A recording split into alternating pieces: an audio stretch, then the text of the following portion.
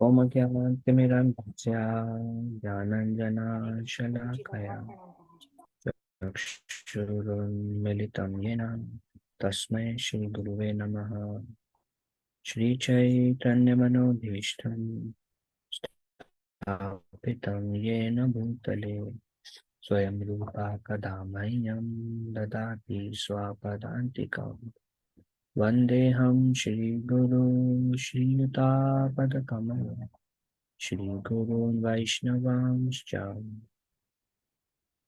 Shri Rupam Sagrajatam Sahagana Raghunathanvitam Tam Sajivam Sadvaitam Savadhutam Parijanan Sahitam Krishna Chaitanya Devam Shri Radha Krishna Padam Sahaganam Lalita Shri Vishakhanvitamscha He Krishna Karuna Sindhu Dinabandhu Jagatpate Gopesha Gopika Kanta Radha Kanta Namastute Tapta Kanchana Gaurangi Radhe Vrindavaneshwari Vrishabhanu Sute Devi Pranamami Haripriye Vanchakalpatarubhyascha Kripasindhubhya eva cha Patitanam Pavanebhyo Vaishnavebhyo Namo Namaha.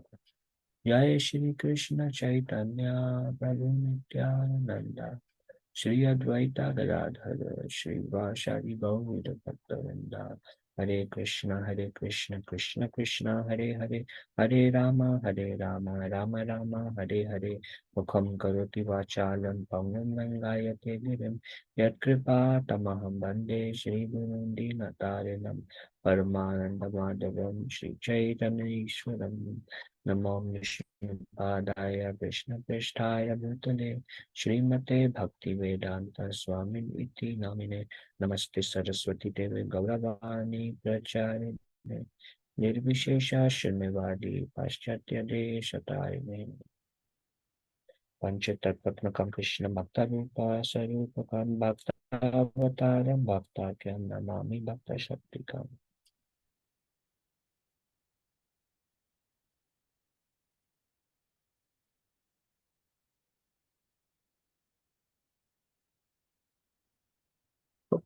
So we are continuing Shrimad Bhagavatam. Today we will be reviewing the fourth chapter of Bhagavatam. The last thing we discussed was we begin with Shrimad Bhagavatam, first canto, first chapter. This is a conversation that is going on between Sutta Goswami and the sages of Naimisharanya. And the sages asked Sutta Goswami 6 questions. The last question that the sages asked in the first chapter was, after the disappearance of Lord Krishna, where have the religious principles now gone? Where should one find about dharma after Krishna has disappeared? Because when Krishna came, one of the what Krishna says in Bhagavad Gita, one of the reason he comes is dharma samsthapanataya, to establish dharma. And he established dharma by one way is by speaking Bhagavad Gita. So after Krishna has disappeared, where has dharma gone now? So Sutta Goswami, he answers in the third chapter, last question, that this is the last thing that we discussed. It says this Bhagavad Puran is as brilliant as the sun, dispelling the darkness of ignorance of Kali Yuga. This Kali Yuga is compared to darkness and ignorance. And Shrimad Bhagavatam is compared to as brilliant as sun. It has arisen just after Krishna departed for his own abode, accompanied by religion, knowledge, and others. So Bhagavatam, when Krishna disappeared, Bhagavatam came. Bhagavatam is as bright as the sun. When the sun comes, all the darkness goes away.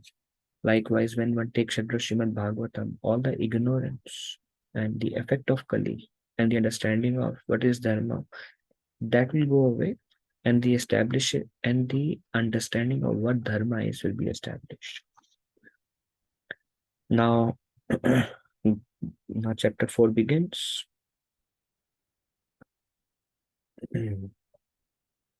First verse, upon hearing Sutta Goswami, Sanak Rishi, who was elderly, head of the assembly and learned, congratulated him as follows. So there are thousands of sages, and among them there is Sanak Rishi. So after the 6 questions were answered, now Sanak Rishi, who is the leader of the assembled sages, he spoke to Sutta Goswami. And here some of the qualities of Sanak Rishi are mentioned. It is said that he was elderly, Vriddha, then he was the head of the assembly, Kulapati, and he was learned,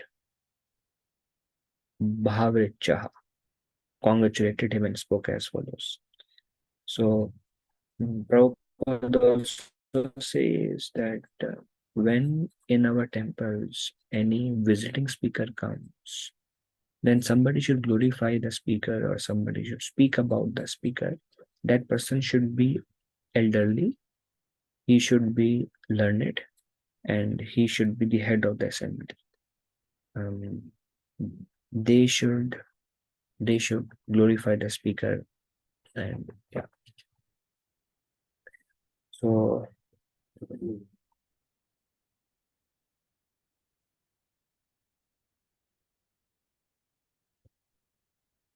in one instant, it was Vyas Puja or Srila Prabhupada. Vyas Puja is like birthday celebration of Prabhupada.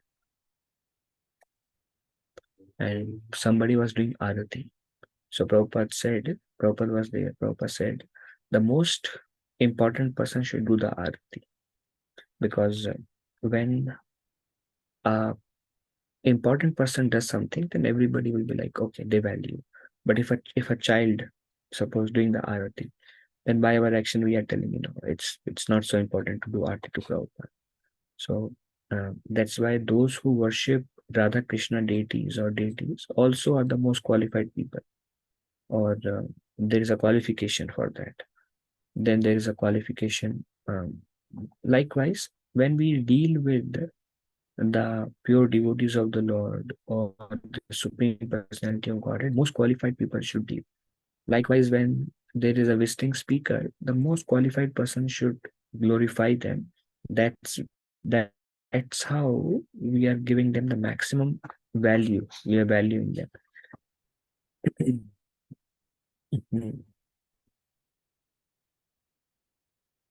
Okay. Then Sonak Rishi, who was the leader of all the sages, he praised Sutta Goswami. He says, you are the most fortunate and the best of all speakers. Please narrate the pious message of Shrimad Bhagavatam spoken by Sukadev Goswami. So Sonak Rishi says to Sutta Goswami that you are most fortunate. Please speak about Shrimad Bhagavatam. And Sonak Rishi begins with now 6 questions that he asked are already answered. So Sonak Rishi ask many other questions from Sutta Goswami. Sonak Rishi begins by saying a question about the history of Bhagavatam. In which yuga was Bhagavatam written? At which place Bhagavatam was spoken? For what reason Bhagavatam was spoken? And who inspired Vyasadeva to compile Bhagavatam?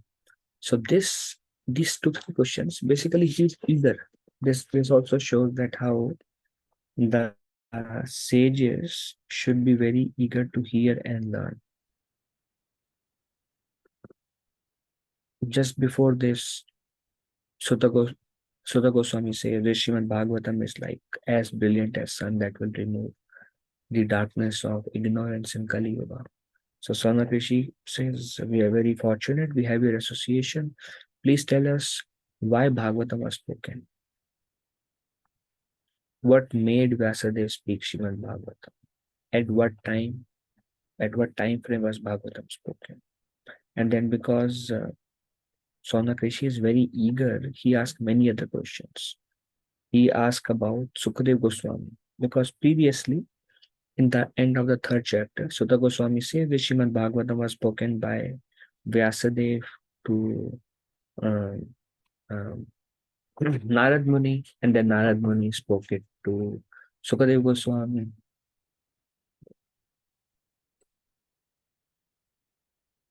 Very nice last poem.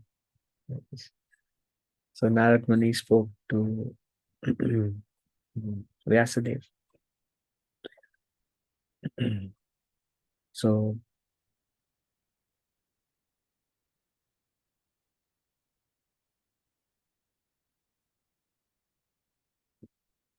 these are the first few verses in the fourth chapter is many questions that Sonakrishi is presenting to Sutta Goswami. First, he said that Sukadev Goswami was a great devotee. He was equibalanced. His mind was always concentrated in monism, that is, in oneness with the Supreme Lord. He was completely transcendental to mundane activities. He Nobody knew him. Everybody thought he is ignorant, although he was very much self-realized. And even in one instance, the day he was born, he left the father. The father was very much attached to his son, Vyasadeva. When the son came out, the father asked, "My dear Sukadev, where are you going?" Sukadev did not listen and he kept walking. And when he was walking by the lakes, there were some ladies who were dancing without clothes. The ladies could understand that Sukadev was very pure and he did not discriminate between men and women. They didn't care about dressing themselves. And the father was searching for the son. The father was running. When these ladies they saw the father Vyasadeva, they immediately covered themselves up. Then Vyasadeva asked these ladies, "When my son, who is of your age, when he was walking by, you didn't care to cover yourself up. When I am walking by, I am so elderly, still you are covering yourself. Why that change in behavior?" Then lady said, when your son was walking by, we could see that he don't know the discrimination between men and women, because by birth Sukadev Goswami was on a liberated platform. But Vyasadeva, being a grihastha, he discriminated between men and women. So Sonak Rishi begins by glorifying that uh, Sukadev Goswami, by birth he was so qualified, and he would not wear any clothes. Um, so how did citizens of Hastinapur treated him, who Sukadev Goswami appeared like dumb, retarded madman? Sonakrishi says, like, then how did the citizens of Hastinapur, which is Delhi, which was the capital, how did they treat him? How did Sukadev Goswami happen to meet Maharaj Parikshit through, and that made Shrimad Bhagavatam to appear? Then Sonakrishi says Sukadev Goswami would stay at the door of a householder long enough only for a cow to be milked, just to sanctify the householder. That shows that Sonakrishi is well aware, and the sages are well aware of the qualities of Sukadev Goswami. But they wanted to know how did this city, because he appeared like a madman, naked. How did people treated him in Hastinapur? And here they are saying that Sukadev would go stay at the door of a householder only long enough, only for a cow to be milked, just to sanctify the householder. So these sages, they go to different houses to beg food. They stay there for a very short amount of time, and their purpose is not to get the food, but the purpose is, in that short amount of time when they give the food, they want to speak about the real purpose of life to those who are absorbed in materialistic activities. And then the third set of questions is about Maharaj Parikshit. Then Sonakrishi said, "Please explain the wonderful birth and activities of Maharaj Parikshit, who was a first class devotee." So this, I mean, as we discussed, this shows the eagerness of the sages. They want to hear more and more about the pure devotees of the Lord. More and more about topics related to Krishna. So previously, Sutta Goswami said the Shrimad Bhagavatam was spoken by Vyasadeva to Narada. Narada spoke to Sukadev. Sukadev spoke to Maharaj Parikshit. And while Sukadev was speaking to Maharaj Parikshit, I heard it, and now I am describing to you what I have heard from Sukadev Goswami. So they're eager to know, oh, tell us about, now Narad Muni, everybody knows, but still, tell us about Vyasadeva. Why did he write Shrimad Bhagavatam? When did he write Shrimad Bhagavatam? Where did he write Shrimad Bhagavatam? And then tell us about Sukadev Goswami. How did people treated him? He was very self-realized. He did not discriminate between men and women, liberated from right from his childhood. He would go to the householders just to purify them and stay for a very short amount of time. People, he appeared to be, he remained unexposed to the mass of people, appeared like retarded madman. So tell us about Sukadev Goswami, and then tell us about Maharaj Parikshit. Explain the wonderful birth and activities of Parikshit Maharaj. Then Maharaj Parikshit was a great emperor. Naturally, after the Pandavas left, Parikshit Maharaj was the ruler of Hastinapur. He was a great emperor. He bowed down to by all the enemies. Everybody surrendered. He was so powerful, Parikshit Maharaj. Even Kali, when Maharaj Parikshit met Kali, Kali also surrendered himself. Very powerful personality, Kali. He also surrendered to Maharaj Parikshit. So bowed down to by all the enemies, who increasing the prestige of Pandu dynasty by saying Parikshit Maharaj.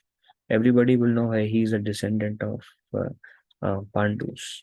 So he increased the prestige of Pandu dynasty. He was young and powerful. Nobody could defeat him. He possessed all the kingly opulences. Why did he give up everything to sit on the bank of the Ganges and fast until death?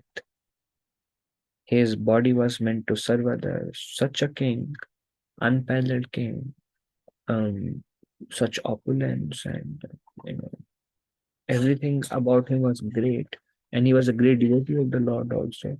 Then why did he renounce the kingdom and sat and fasted until death on the banks of Ganges? Those who are devoted to the Lord live only for the welfare of others, development, and happiness of others.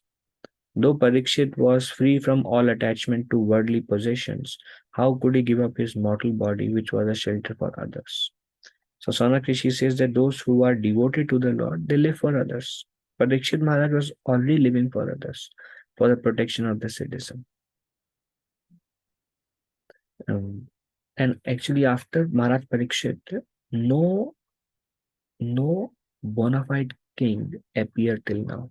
He was the last king. After him, Kali Yuga took over, and then everything just nosedived. Parikshit Maharaj was the one who was keeping Kali away by his powerful rulership. So, and he was already doing everything for the welfare of others. Then why did he give up his body? Usually, people who use their body for the service of others, they want to live long so they can serve others and they can serve Krishna. So when Maharaj predicted all these qualities, why did he fast till death, and why did he give up his mortal body? Sage's confidence in Sutta Goswami. You are expert in the meaning of all the subjects. Thus, you can clearly explain the answers to all our questions. So, chapter 4 begins with 3 types of questions. First, it begins with first. After Sutta Goswami answered the 6 questions, Sonak Rishi expressed gratitude for answering. And he says, we are very fortunate that we have heard this from you. And now, to continue Bhagavatam, Sonak Rishi asked further questions. And he asked 3 sets of questions. One set of questions: when did Vyasadeva appear? Where did he appear? Where did he speak Bhagavatam?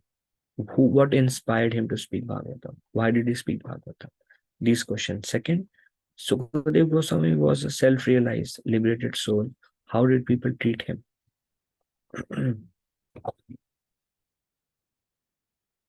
And how did he happen to meet Maharaj Parikshit? And third is Parikshit Maharaj. His birth is glorious, his activities are glorious. Why did he renounce? Why did he fast until death? Why did he decide to give up his body? So tell us about all these things. And also, these three sets of questions is what constitute the first canto of Bhagavatam. We are on fourth chapter, fourth, fifth, sixth, seventh. These four chapters answers the question about Vyasadeva. When did he appear? Why did he speak Bhagavatam? Who inspired him to speak Bhagavatam? That is covered in next four verses. And then about who is Maharaj Parikshit. His birth is glorious. Tell us about his birth, about his activities. Why did he renounce? Then that is covered in next 7 chapters about Maharaj Parikshit, and the whole story goes from there. And last 2 chapters of Shrimad Bhagavatam, first canto, describes how was Sukadev Goswami perceived at Hastinapur and how he happened to meet Maharaj Parikshit that made Shrimad Bhagavatam to come. The last chapter of first canto Bhagavatam describes the questions asked by Maharaj Parikshit Sukadev Goswami, and then it continues from there. Okay. So it begins with begins with a description of Vyasadeva. Vyasadeva was born to Parasar and Satyavati in the third part of Dwapar Yuga. So Parasar Muni was a great saint. He was crossing the river. Satyavati helped him to cross the river. Parasar Muni was attracted to Satyavati.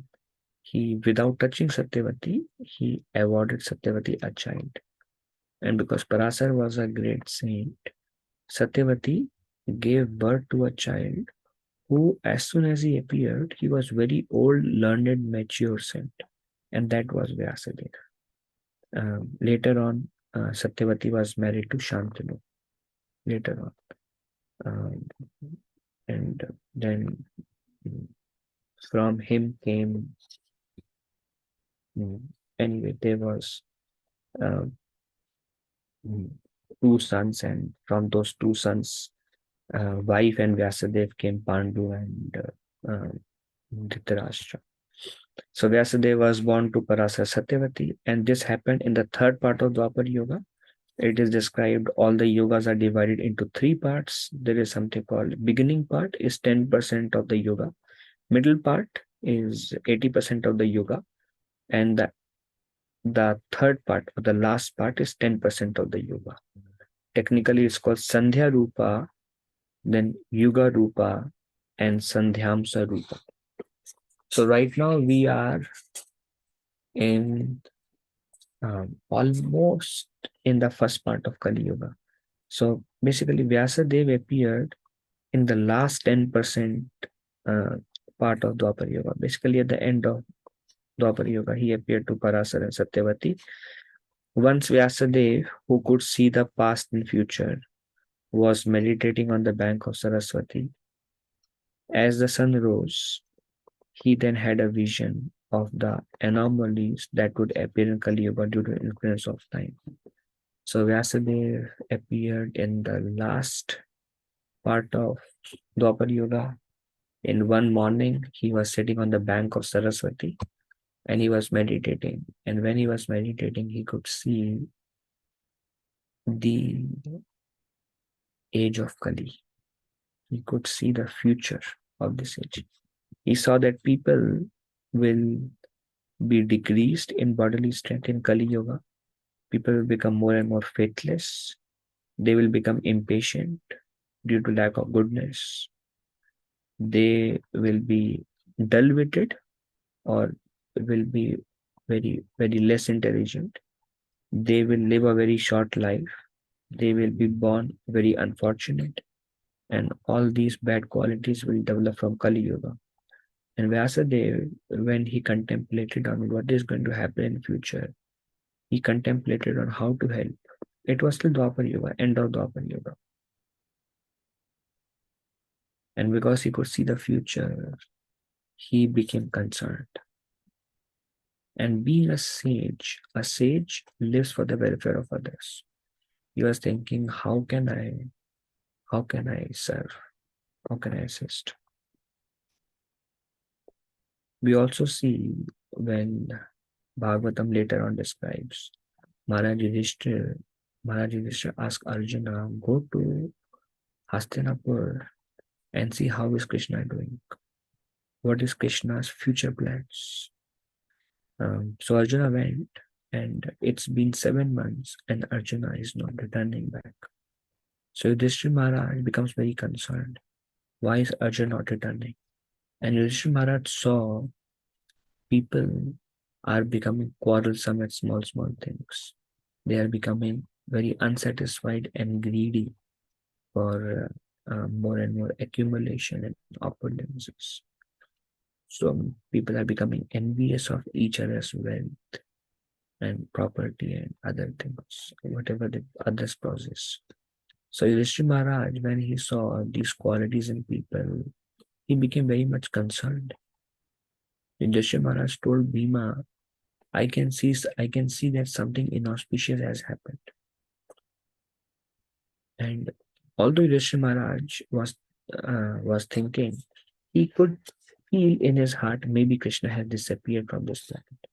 That's why all these bad qualities have started to appear. So Yudhishthira Maharaj could, when Maharaj Yudhishthira was still the king, he could see people are becoming degraded already. And same Vyasadeva, being a sage, always concerned about others' welfare, could see so many problems that are going to arise in very near future. So for their benefit, he started writing scriptures. That time, 5,000 years ago, when Vyasadeva was there was only one Veda. It was called Samved. Then Vyasadeva, he divided the Veda into 4 parts, and he named one part as, he kept the same name Sam. Then he named another part as Rig. He named another part as Atharv, and another part as Yajur. So he divided into 4 Vedas. And then uh, because Vedas are very vast, so it's very difficult for somebody to understand. Vyasadeva, being a great sage, he simplified them and divided them into 4 parts so people can digest some part of it. But that itself is too long. So then Vyasadeva, he trained different rishis. One rishi he trained in Samved, one Yajur, one Atharva, one Rig. And these saints who were in charge of a particular Veda, they would give it to their disciples, and that how the generation is still coming down actually. Then Vyasadeva saw that intelligent people will only be able to understand Vedas. Less intelligent people will not be able to understand Vedas. So how can I help those less intelligent people? Then he composed Mahabharata, because very easy to understand, to hear the story, very difficult to understand and apply the philosophy. So Mahabharata and other Puranas, which contains the glories of basically the stories from different Puranas, from different Vedas, and yeah.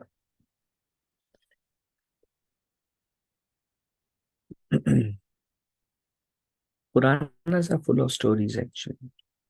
So because the stories are very authentic, Puranas, Vyasadeva called Puranas as the fifth Veda. So he wrote Mahabharata, he wrote the Puranas, which are considered fifth Veda, then divided into 4 Vedas. And as he was continuously working. Purpose of his working in that way was the welfare of people in age of Kali, because he could see what will be the degradation that will come about by Kali Yuga.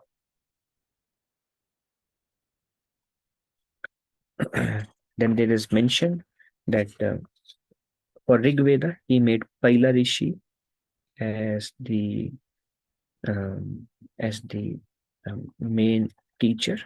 For Samaveda, Jaimini Rishi. For Yajurveda, Vaishampayana. For Atharva Veda, Sumantu Muni Angira. And for Puranas, Roma Harshana. This is described. Then these rishis, they passed their section of Vedic knowledge to their disciples, grand disciples, and thus many branches came into existence. Okay. And after doing all these things, Bhagavatam says, however, Vyasadev's mind was dissatisfied. In spite of engaging himself in working for the welfare of all, he thus began to reflect on this. He was thinking, why I'm feeling so dissatisfied. I am using my life for the welfare of others. There is no personal sense gratification I'm trying to achieve. I am following the Vedas, whatever is mentioned in them. I am undergoing strict vows. Um, I am worshipping Guru. I am worshipping uh, the performing the sacrifice on the altar. I have described the importance of disciplic succession through Mahabharata, and I am trying to do whatever I am trying. I am following, and I'm giving. Whatever it says, I follow, and whatever I have, I am sharing with others. Then still, why am I not satisfied? And Vyasadeva is thinking, though I myself am fully equipped with everything required by the Vedas, I am feeling incomplete. And then, as he was thinking, Vyasadeva says, possible reason. He says, this may be because I have not pointed out devotional service, which is dear to both the perfect beings and the infallible Lord. I may be feeling, Vyasadeva is thinking that I may be feeling dissatisfied because although I'm trying to help others, I have wrote the Vedas and the Puranas. I am following the woes of scriptures very perfectly.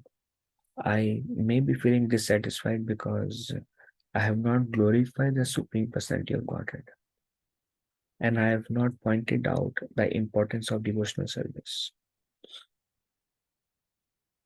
And as he was thinking, as Vyasadeva was regretting his defect, Narad Muni came to his cottage. He just flew, Narad Muni.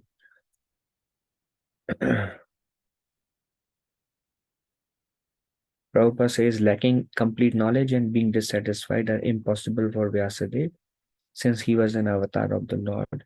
These conditions were strongly produced by Lord Krishna himself in order to manifest the Bhagavatam, which is not different from him. It was, Vyasadeva is himself empowered by the Lord for this particular purpose. Then the reason why he was feeling must be the Lord's mercy, so that Bhagavatam can descend. Just like Arjuna, being a pure devotee, was feeling like making his decision out of attachment.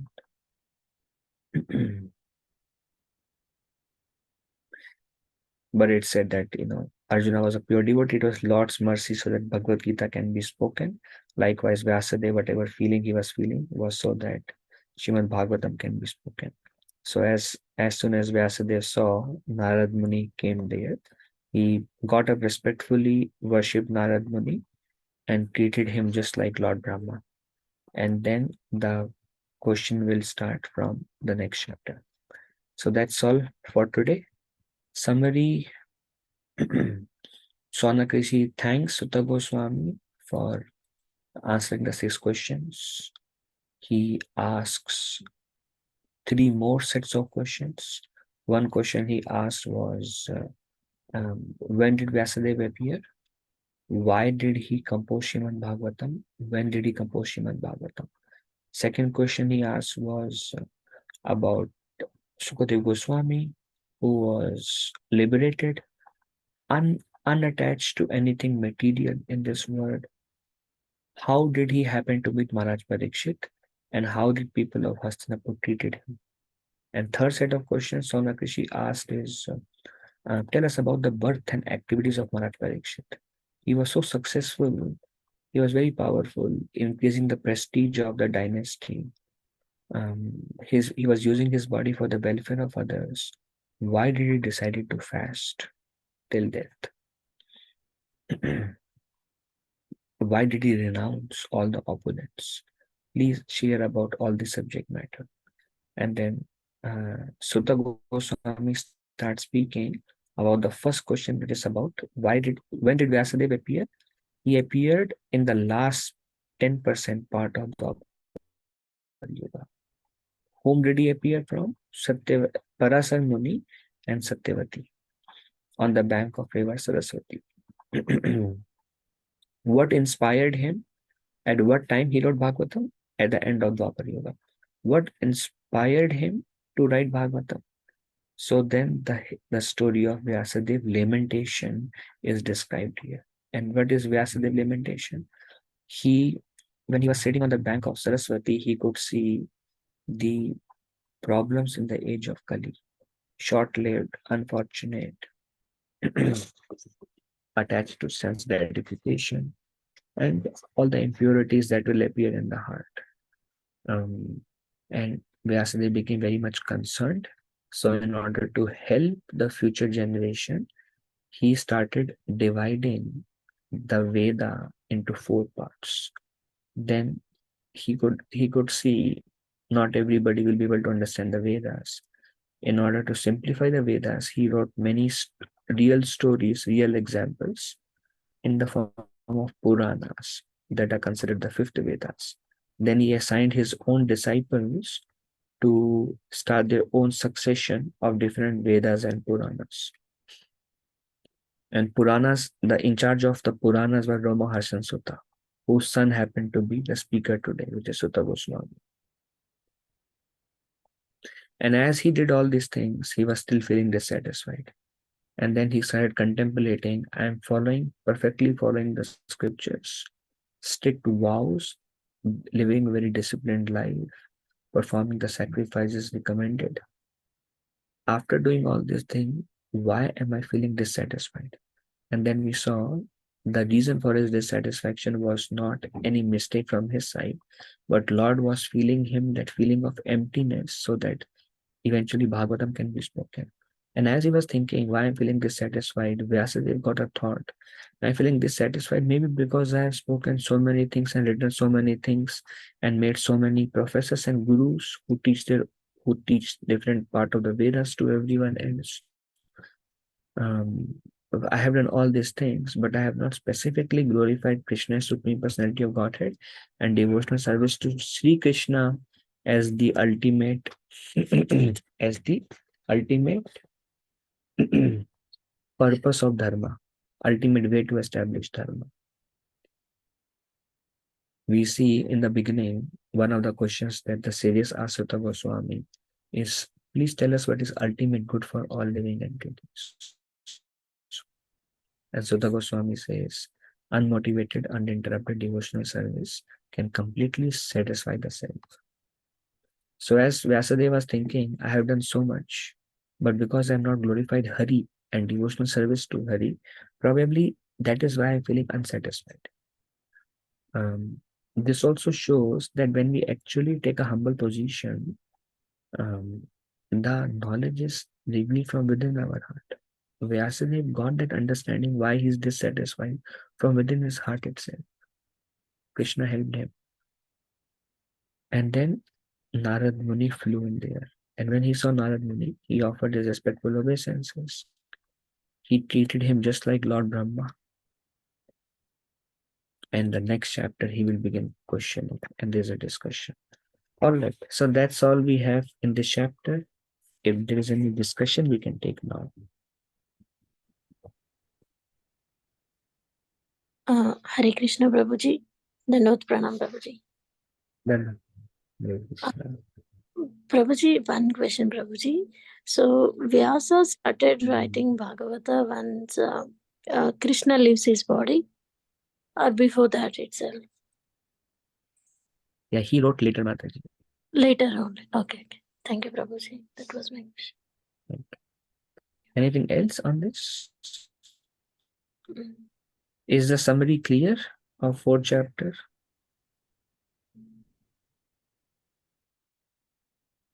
Hare Krishna, Prabhuji, Dandat Pranam. Prabhuji, no questions. Alka Mataji from our earlier Bhakti Viksha, she gave us today her association. So, if for her understanding, if you can repeat the summary, I would be very, it will be very helpful for her because she missed earlier sessions. She joined from today. Yeah, Mataji, Dandat Pranam, Alka Mataji, Hare Krishna. Hare Krishna, Prabhuji. Danvat Pranam. Were you able to understand? Yeah, for the most part. Yeah. This is this is Bhagavatam.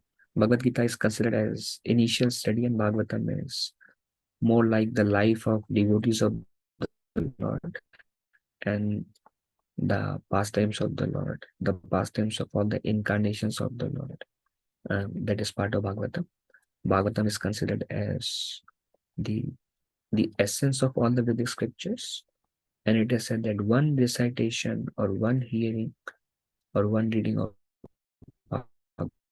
Bhagavatam can free us from all the material contaminations. So recently we started the study, and thank you for joining. Thank you, Prabhuji. Danvat Pranam. Thank you, Mataji. All right. Thank you, Mataji. All right, so we will end here. Thank you all for joining. Vanchakalpataribhesha kripasintu evacha patitanam pavanebhyo Vaishnavaya namaha. Ananta Koti Vaishnavindagins. Dandav Pranam, Hare Krishna.